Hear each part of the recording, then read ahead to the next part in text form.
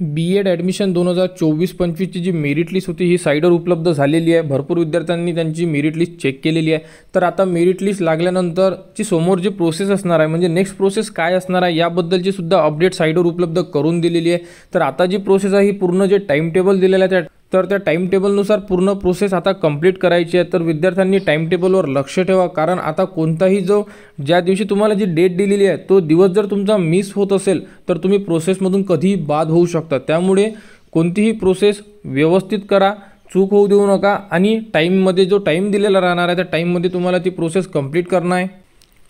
तर बघा, अशा प्रकारे जो कॅपराउंडचा टाइम टेबल आहे हा टाइम टेबल उपलब्ध करून दिलेला आहे। तर यामध्ये जी मेरिट लिस्ट लागली आहे ती 1 तारखेला मेरिट लिस्ट लागलेली आहे आणि त्यानंतर ज्याही विद्यार्थ्यांच्या डॉक्युमेंट्समध्ये एरर होते त्या विद्यार्थ्यांना 1 तारीखपासून तर 6 तारखेपर्यंत फॉर्म एडिट करायचा आहे। जे डॉक्युमेंट चुकीचे होते ते डॉक्युमेंट व्यवस्थित करेक्ट करून टाकायचं आहे, कारण जर जो टाइम दिलेला आहे या टाईममध्ये जर तुम्ही तुमचे डॉक्युमेंट्स करेक्ट करत नसाल तर तुम्ही या प्रोसेसमधून बाद केले जाणार आहे। कारण संपूर्ण डॉक्युमेंट एकदा चेक करा, नसेल तर फॉर्म कसा भरायचा याचा व्हिडिओ आपल्या यूट्यूब चॅनलवर उपलब्ध करून दिलेला आहे, तो व्हिडिओ बघा। आणि नसेल तर तुम्ही जवळच्या सायबर कॅफेला जाऊन सुद्धा तो फॉर्म फिल करू शकता, कारण हा चान्स मिळाला आहे तुम्हाला 1 पासून तर 6 तारखेपर्यंत। यामध्ये तुम्हाला संपूर्ण तुमच्या त्रुट्या व्यवस्थित करणे गरजेचं आहे, त्यानंतरच तुम्ही फायनल लिस्टमध्ये तुमचं नाव येईल। 9/8/2024ला तुमची फायनल मेरिट लिस्ट लागणार आहे आणि फायनल मेरिट लिस्ट लागल्यानंतर तुम्ही फॉर्ममध्ये कोणताही बदल करू शकत नाही, कोणत्याही प्रकारचा चेंजेस करू शकत नाही।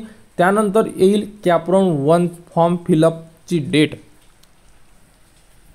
आणि त्यामध्ये आपल्याला कॉलेजचे नाव टाकणे आहे आणि त्यानंतर कॉलेज अलॉटमेंट होईल आणि आपण ॲडमिशन घेणार, अशा प्रकारची प्रोसेस असणार आहे। परंतु हा जो टाईम आहे आता हा खूप महत्त्वाचा आहे, 1 तारीख ते 6 तारीख, कारण या पिरियडमध्ये तुम्हाला ज्यांच्या फॉर्ममध्ये त्रुटी आहेत त्याच विद्यार्थ्यांना फॉर्म एडिट करायचा आहे। ज्यांचे फॉर्म मेरिट लिस्टमध्ये कन्फर्म येत असेल, डॉक्युमेंट्समध्ये कन्फर्म आहे, त्यांना काहीही करायची गरज नाही आहे।